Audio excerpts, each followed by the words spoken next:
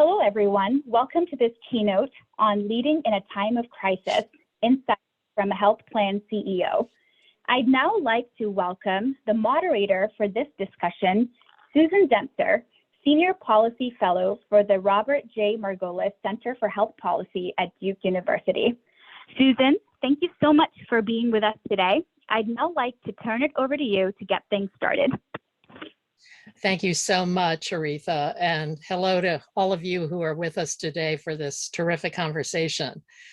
I have the pleasure of having this conversation with Patrick, also known as Pat Garrity, who's President and Chief Executive Officer of Guidewell Mutual Holding Corporation, Florida Blue, and Guidewell Group.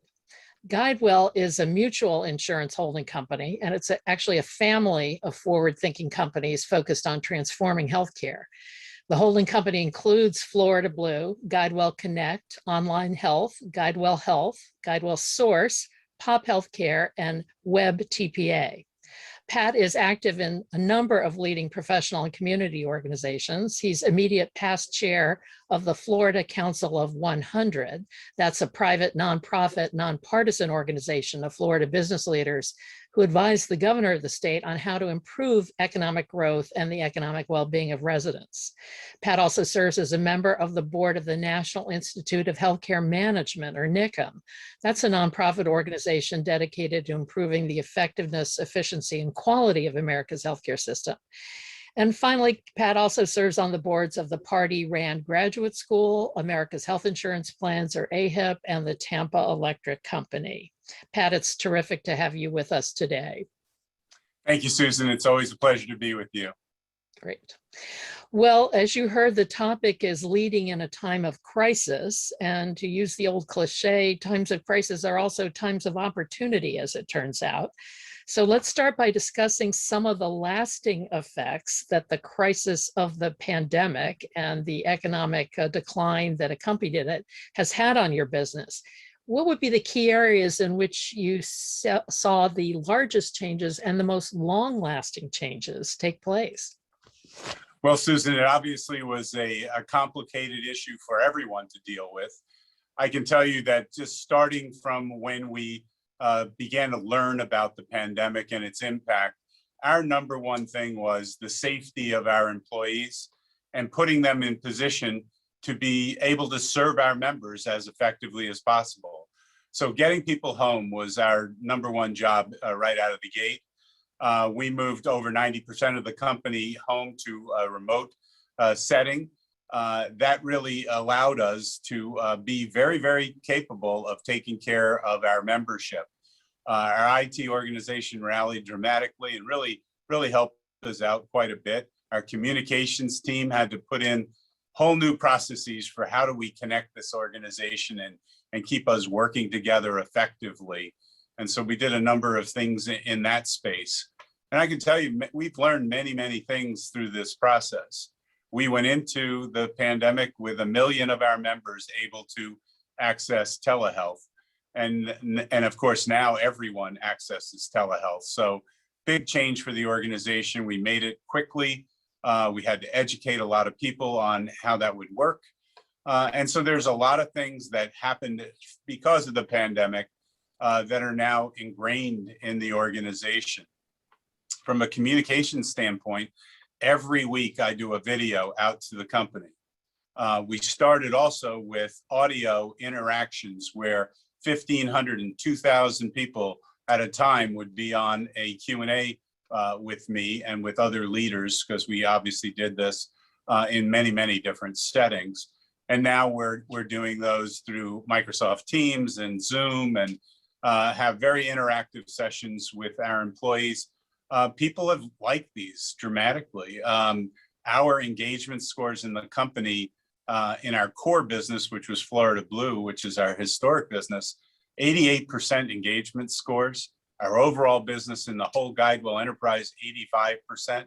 So we're seeing people are really valuing the fact that we took them seriously, protected them, and then put them in good position to take care of our members. So a lot of changes across the board, many more that I could elaborate on, but we've navigated through that and really, I think, had a paramount priority on our members, how to take care of them, how to really flex the way we interacted with members so they had the best opportunity to take care of themselves during this pandemic. Obviously, payment on testing, payment on vaccines. We really made it affordable for members to navigate through all of the COVID-19 issues.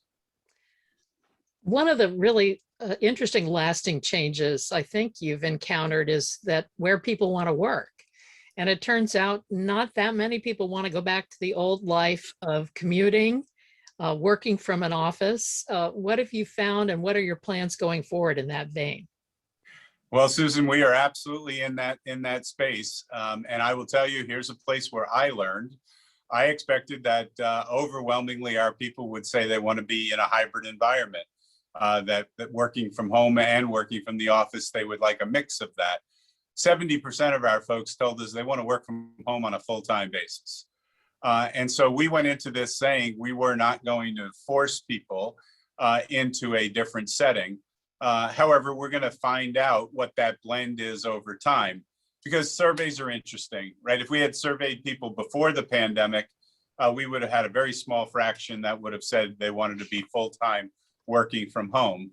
But once they did it, they got used to it. They got used to not having a commute. They got used to taking some of their personal expense down. And so people have become pretty adaptive to the new environment. We're fortunate. We're in a business where most of our people can work remotely, get their work done, serve our customers. And so we don't see a need to force people to do something that they don't choose to do. We want to be flexible and forward thinking as a business. So we'll accommodate people working from home. We're going to start returning people to our workplace beyond the essential workers who have been here throughout. But the first 10% of our folks will start to come back in July. We know we've got about 30% of our people that want to be back in the workplace. And then we'll have to do that fine balance of how do you keep people plugged in so that you don't lose the cultural advantages that you have as a business, you don't miss the teamwork and collaboration. And so we've been working on how to effectively use technology, but also bring people back periodically so they are plugged in and have a sense of mission and shared focus on the member and customer.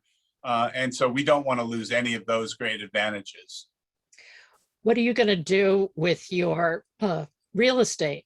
Your headquarters in Jacksonville, for example, if 70% of people don't want to be physically present at work anymore, that's a lot of empty space. It certainly is. And we do have a large campus here in Jacksonville. We're being very transparent about it. We talk to our employees. They know that we're looking for somebody to share our campus with us. We think if we find a compatible other corporate leader in our geography, who would be interested, either somebody who's already here or somebody who's moving to town.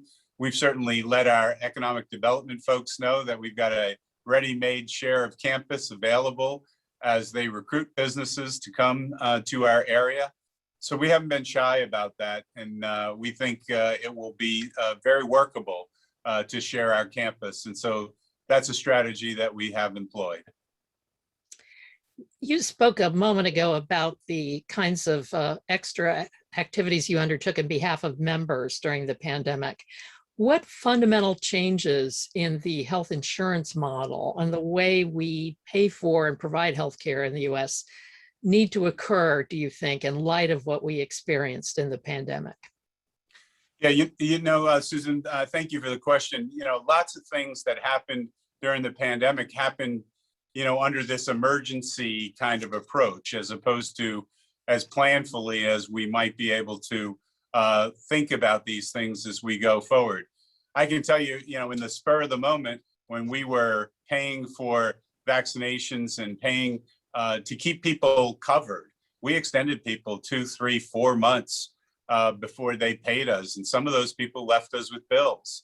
Right. So collectively, we tallied it up and there were over $200 million that we either paid to the community in forms of grants to providers to members that we unilaterally put out. And I think that's the value of an organization like ours, mission-based, not-for-profit, that can do that. As we think about the model going forward, I think there's lots of things that can change.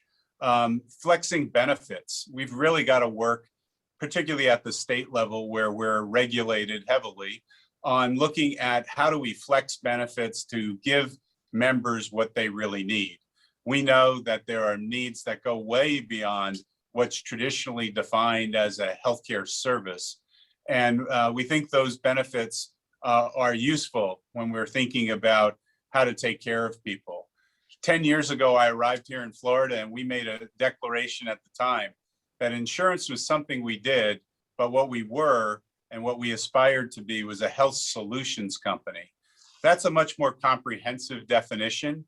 It thinks about all of the drivers of health and all of the things in the environment that create or detract from health. And we think we have a role in all of those spaces. So as we think about refinancing of healthcare and paying for things in advance, I think that if you look at the pandemic, people who were wholly dependent on fee-for-service suffered greatly on the delivery side. If you were in a prepayment environment, you actually benefited quite a bit because you didn't have that big shock to your economic well-being. And so I think that opens a place for dialogue around how do we do prepayment and how do we do it more effectively with our provider partners. We're in a different place now. Everyone has much more effective data systems, the ability to share information, the ability to share information in real time.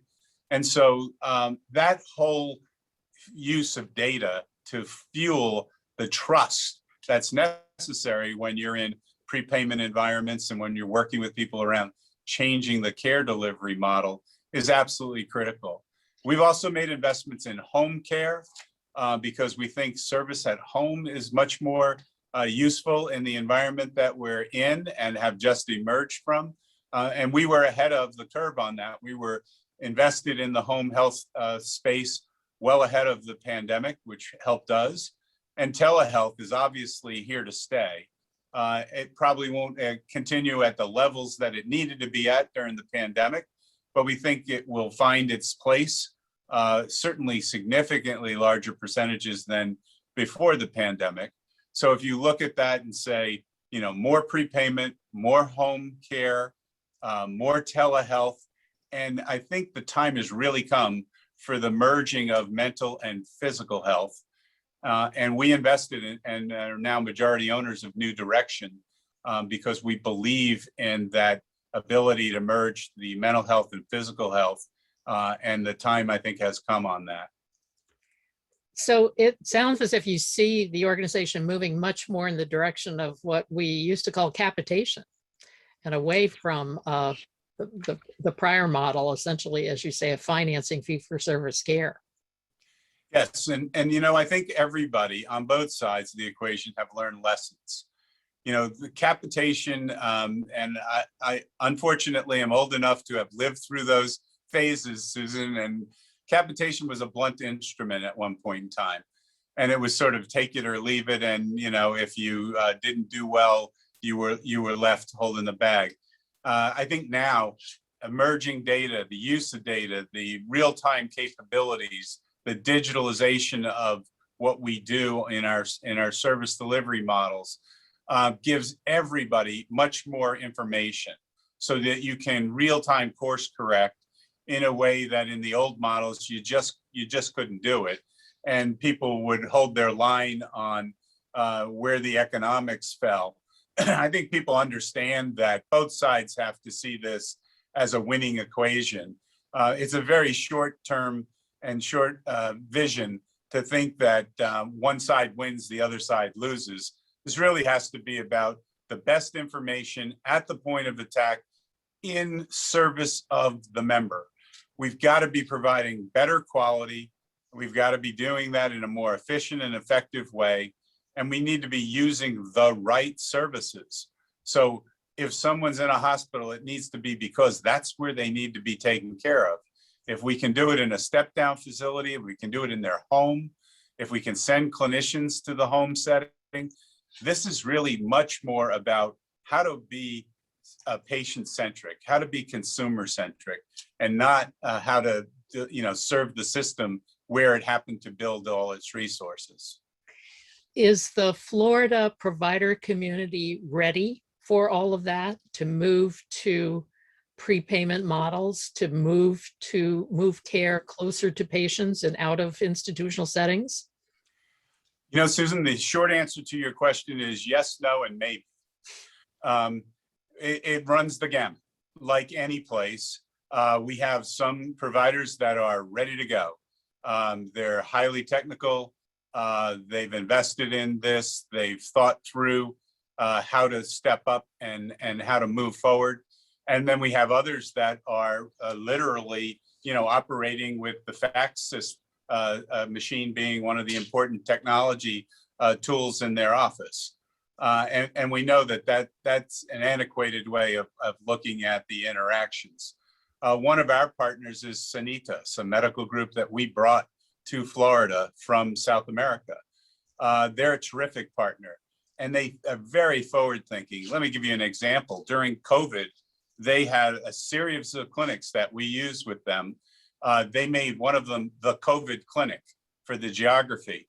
So all COVID patients that had to interact with them face-to-face only interacted in a particular site. So they could continue to deliver care in other sites without the risk of mixing their COVID patients with other patients. They're very thoughtful about how they outreach to members to keep them healthy in the first place. They don't have a driving need to turn a lot of volume. They have a driving need to keep people healthy in the first place and then to serve them in the most appropriate location. So we then coordinate services where if we have at-home services or transportation services, we link that with what we're doing with our partner Sanitas, and we make that happen so that the member isn't put in the middle of all of those transactions. Now, you alluded earlier to some issues persuading the state regulators that these shifts in the model are worth doing and frankly are legal given what is presumably Florida statute. What issues do regulators particularly have problems with, and how are you working through those? You know, my favorite example, Susan, actually goes back to my days in Minnesota, but I'll use that example to show you how difficult this can be. We were dealing with a family there who had 3 children, all serious asthmatics, all with multiple hospitalizations in the prior calendar year. And we actually, in that case, used our foundation to go in and to work with us and work with an outside vendor. And so in that case, we paid for the remediation of the mold in the home. And in the following year, there were no hospitalizations, where the previous year we had paid for 5. Pretty easy to figure out the economics on that one. And yet those are challenging things for state regulators to think about, and you have precedent issues, but there has to be more of a focus on if there are things we can do beyond just what would normally be described as traditional benefit management or benefit payment. Those are logical things to do, and we ought to do more of those to really look at the family and the people we're working with on a comprehensive basis, and not just inside the lens of health care as it's been described previously. Let's stay on the topic of regulation and oversight at both the state and federal level, and talk about what policy supports you need to move forward in this era of transformation of healthcare. We talked about telehealth and how you think, as of course do many, that telehealth is here to stay. Obviously, we're going to need some policy changes to support that. Many of the changes and flexibilities that were put in place during the pandemic were for the period of the public health emergency only, as you well know. So there are a whole raft of issues around what are payment rates going to be in telehealth, for example. Are people still going to be allowed to practice telehealth across state lines, et cetera, et cetera. And then, of course, we got a similar raft of issues at the federal level that govern, in particular, what can go on in the Medicare program. What do you think you need to basically offer that patient-centric, consumer-centric care that you've described? Yeah, Susan, I think we can look to models in other industries. So where innovation and really progressive growth of new technologies take place, it's often in an environment where we're encouraging that growth to happen. One of the challenges in healthcare is if we get too provincial around telehealth having to happen within state boundaries. I think we have to open that up. There's no reason to limit that other than protecting somebody who has fear of being challenged or having some competition as a result of telehealth moving across state lines. So across state lines ought to be an issue that's easily resolved with a national approach on telehealth. Second, I think the rating issue is one that people got boxed into. If you were dramatically expanding telehealth, the easy and quick way to do it was at the same rate as was being handled in the office. But it's pretty obvious that it's a whole lot less consumption of resource to do a telehealth visit than to do a visit in an office. And so telehealth visits ought to be less expensive. And if you promote technology in any other field, it is with the coming down of cost over time. So to artificially say it would be the same cost as in an office will make telehealth more expensive than it needs to be. And telehealth is part of contributing to being more efficient as a healthcare system. So you logically should see telehealth visits being less expensive than office visits. So I think those are absolutely critical changes that need to be promoted. I would even go further and say, during this pandemic, we wanted to make sure that we got vaccine out broadly and widely. We wanted to make sure that we had testing out widely. We are way overpaying for testing right now. These tests are, pennies on the dollar compared to the, $125, $130 prices that the federal government set for these tests. So to permanently put testing at those kind of numbers, I don't think is a smart thing. And I think there's an opportunity to save on the testing cost as we go forward. Because we established it during an emergency, shouldn't lock us in long-term at those kinds of costs. So I think there's going to be some opportunity to review what the cost infrastructure is on all of those items for sure. So those are critical pieces. More broadly, if we're looking at the ACA, the number one thing that I think can happen in the ACA is to have age-rated subsidy. So really give, and I'm not saying take from the old to subsidize the young, I'm saying additive to the program as it is now. If we added an age-rated subsidy, we'd bring much younger people into the pool. And it doesn't take a rocket scientist to know we'd take everybody's price down if the younger folks saw this as more appealing to them. That's the challenge on the ACA right now. It's affordability for those who aren't subsidized or aren't effectively subsidized. So you're really talking about shifting the subsidy structure then, basically back to an age-related, well, not back to, because it hasn't existed heretofore in the ACA, but creating that structure. That's an idea that would obviously run up against some other ideas that some people have, like a Medicare buy-in. lowering the Medicare eligibility age potentially to 60 or even 55, and some even would advocate below that. What's your view on that approach? So I happen to advocate for taking our ACA and making it better. And by doing the age banded subsidy that I mentioned, it would lower the number of people, it would lower the whole pool in terms of the age composition, because younger people would come into the pool. I think if you lower Medicare to 60, you wind up taking some of the people out of the ACA pool. And by playing with the ACA pool, you're making a risky change in the ACA. And I don't think we should be doing anything to damage the way the ACA has been established.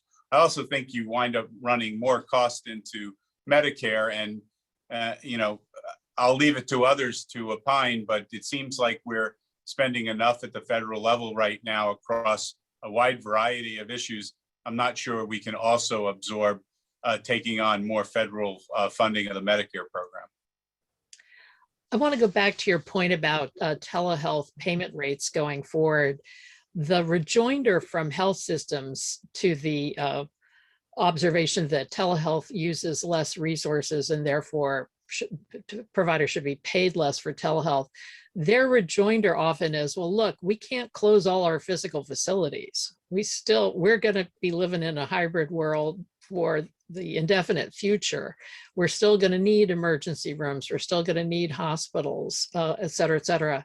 So looking at their comeback is, if you just look at the strictly speaking costs of telehealth, yes, but in fact, we got to fund the whole system, and we can't essentially do that if you chop our telehealth rates so dramatically based on what they were during the pandemic. How do you see that, and how do you think you're going to work through with providers what are overall appropriate payment rates as we try to build this new hybrid system?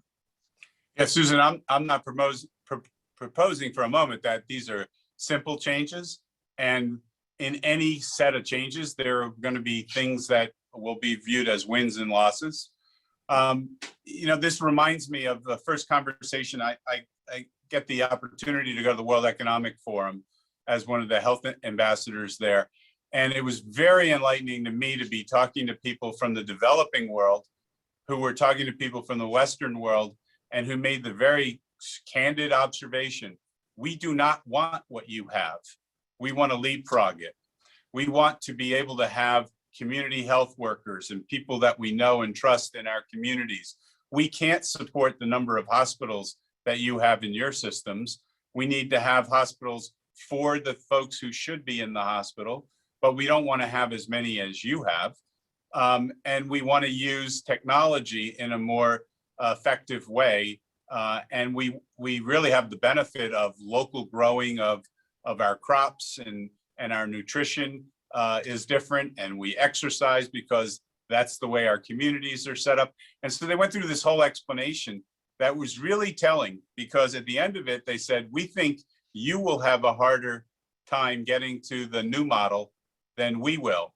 Even though we're starting from scratch, you have so much you've built up, and so many parties now that need to have their piece of the pie fed. It's going to be challenging to get there. And it reminds me of that when we were talking about this story. Every time we're in a negotiation, the party on the other side is looking for more than their share of a rate hike, and don't see themselves as part of the overall healthcare dollar. And so it will be challenging. We can't continue to feed all of the built infrastructure that we have. It's clear we're going to go to new technologies. It's clear that we're going to take care of more people at home. And so what are we going to do about these hospitals? They're going to take care of those that have to be in the hospital. But in our state, we have 220 hospitals. Do we need all of those? Is really a serious question. And those are the kinds of questions that are difficult when you get into the politics involved, the local economies involved. But we have more facilities and more built infrastructure than we need. And at some point, we're going to have to transition I'm not saying it's cold turkey, but there will be a transition to taking care of people differently than we've been taking care of them. And as you suggest, it's going to be a difficult transition for many. They all ought to be able to see the handwriting on the wall, however, with companies like Amazon coming in and opening up now its own telehealth capability to employees, to other employer purchasers. Things are going to change. Things are going to change. So digging in and resisting that change is probably not the strategy for going forward. Understanding what a appropriate glide path of transition looks like is a much more effective way. And there's plenty of examples of entrepreneurial efforts that get blended with the existing structure that create something better than what was there. It doesn't have to be either or, but if you completely resist, you will wind up in the other answer, taking much more of the share of the market than you ever anticipated, is how I look at it. Let's talk about equity and health equity, both internal to GuideWell and your component companies, and then externally in society, and the role that your company plays in society in Florida. First of all, starting on the internal side, how have you confronted equity issues most recently over the course of the past year, and then potentially even before that? Yes, Susan. So if I build from where we were and then what happened over the last year, one of the things we pride ourselves on is we have taken an approach that we as GuideWell Florida Blue need to look like the people we serve. And so we were on a very purposeful path to get there. And I don't mean, it was my idea or somebody else's. It was the organization's idea top to bottom. So for instance, our board of directors, 75% of whom are either gender or racial or ethnically diverse. As a matter of fact, 3 years ago, the National Association of Corporate Directors gave us the award for companies under 100,000 for diversity and inclusion. And the composition of our board was a factor in that, but what we've done now throughout the organization also critical to that. 4 years ago, we started what we call critical conversations. And so we were having at work conversations about race, politics, religion, all the things you're not supposed to talk about. All those were on the table for discussion here. So when George Floyd's death happened, last year, we were an organization that was used to having critical conversations. So we immediately convened a series of conversations that we called Living While Black. And we had employees of ours tell their story to the collective organization. It was very cathartic. It was helpful. It was difficult, often uncomfortable, but it was true and real. Followed that with having outside people who came, who were consultants in the space, who were helping us understand the issue broadly in our community. And then we had unconscious bias training, which our board members attended with our management and with our frontline employees. So one of the beauties of having a virtual environment was we could have everybody go through that training together. And so it was a powerful statement to our employees that our board was right there, shoulder to shoulder with them, receiving the same training. So our organization has really embraced this set of issues. I'm not saying we're perfect. We actually said, okay, how do we do this better? We previously spent about $12 million on social determinants of health over a 4-year period of time. We made a commitment to spend $25 million over the next 5 years, but we didn't dictate how it would be spent. In each of our communities, we're working with community leaders to determine how do they want it spent? How do we spend it together in making the right investments for each part of our community tailored to the local needs, concerns. And so that's been a really important process because we got a lot of buy-in. We've got people who see that they have a role in that equation. We've taken that business model, if you will, to the way we're approaching opioids as well. So in the Orlando community where we started, we have 200 businesses partnered with us working on taking the opioid abuse issue and taking that down in that community. We've now exported what we did in Orlando to Jacksonville and to Tampa and to Miami. We've got a model in Miami where we're working with the Miami Heat and the Miami Police Department, creating community conversations and training on how we'll change the policing model for Miami-Dade, with all the stakeholders at the table talking about what the community needs there.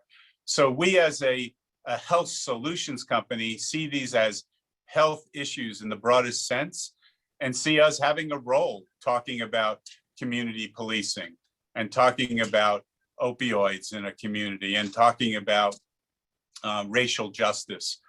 So it's been something that we've stepped up to. Sometimes we get feedback that says we're out of line with the way some of our constituents think. But we also think that it's an important place to play a role and to be actively involved in the conversation, trying to move the dialogue forward in our communities. And our employees have overwhelmingly voiced their support for how we've been positioning the company. Great. Well, we have talked about our departure point was crisis and the pandemic, but what our theme really has been through this conversation is change. You talked about being a health solutions company. You're a health solutions company in a rapidly changing world. We talked about more prepayment being a reality for the company. We talked about more care at home. Obviously, we've talked a lot about telehealth and the impact on provider business models of more telehealth. We've talked about a smaller physical footprint for your company going forward, as well as a smaller physical footprint for the healthcare system as we move care back into homes and closer to people. And we've talked about changes needed in regulation and oversight at the state level as well as the federal level. In effect, we're talking now about a national labor market. If you've got workers from home, it doesn't matter where their homes are if they're going to work from home. And then, of course, as you mentioned, maybe it's time to think about the national provider market also in terms of national licensure. So these are really, really big structural changes we're talking about underpinning your industry as well as the healthcare system going forward. I want to close by asking you a variation of a phrase that was once uttered by Bill Gates, who said that we as people tend to fixate on changes in the near term at the risk of not paying enough attention to longer term changes over the course of a decade. So let's imagine we're here 10 years from now talking about GuideWell in 10 years. What do you think are going to be the signature features of your organization in a decade? Yes, so Susan, great question. I think, we see ourselves as fulfilling that health solutions model, if you will. And one of the funny things was when I arrived here and I started talking about health solutions, people who had long grown up in an insurance company wanted me to hand them the playbook. What do you want me to do next? And this is really about how do we create this together? How do we envision where we're going and how do we unleash? We have 14,000 employees. 14,000 minds are better than any one. And so how do we start to unleash that power to innovate and to think forward? And who are our best thinkers and how do we give them an opportunity to really push forward? We created an innovation center to do some of that think tanking for our organization and to have people pushing that envelope. So when we look forward, we're thinking about how will a health solutions company make it simple and easy for the people we serve to have ready access to the things they need from us on their phone, the ubiquitous tool that I think we will be using for quite some time into the future. And how do we really make it simple for people to navigate through what they need to stay well in the first place and to have the services that they value and those services be delivered in their home whenever possible. So I think this is, it's a big revolution. It's going to take time to move so many services into the home setting. But if we continue to combine technology with building from a customer or consumer-centric mindset, we will move a system that, if we're all honest, was built around the doctor's schedule, the hospital schedule, the physical structures that were there, to how do we deliver as much of this as possible at home with the pieces you need coming to you, as opposed to you going to them. It sounds strange to some folks to think that it could be done that way. I absolutely think it will be done that way. And I think we will be an integrator, pulling parties together, because this is a vast and complex system. Any of us who have had near and dear people to us go through the healthcare system recently have said, oh my goodness, how much work we have to do to navigate through this complexity. And we are going to be actively involved in that. And part of what we've done with our organization is we've got a lot of different delivery assets which have continued to educate us on how difficult it is for people to navigate through the system. So making that system easy and simple to deal with is something that we have on our mission map. And we've certainly been taking on over the last 10 years, how to make what was previously known as a health insurance company, a health solutions company, where people see it as a friend, an asset, an ally, and something that's accessible to them. We're still on that mission, but our NPS scores would tell us that people are telling us we're heading in the right way, and we've got to continue on that pathway. Well, what an exciting, exhilarating vision, Pat. And thank you for not only articulating it, but for your leadership in this very important sector of our economy and our lives. Thanks for a terrific conversation today. Thank you, Susan. Always a pleasure to work with you. And thanks to our audience for joining us as well. Have a great day.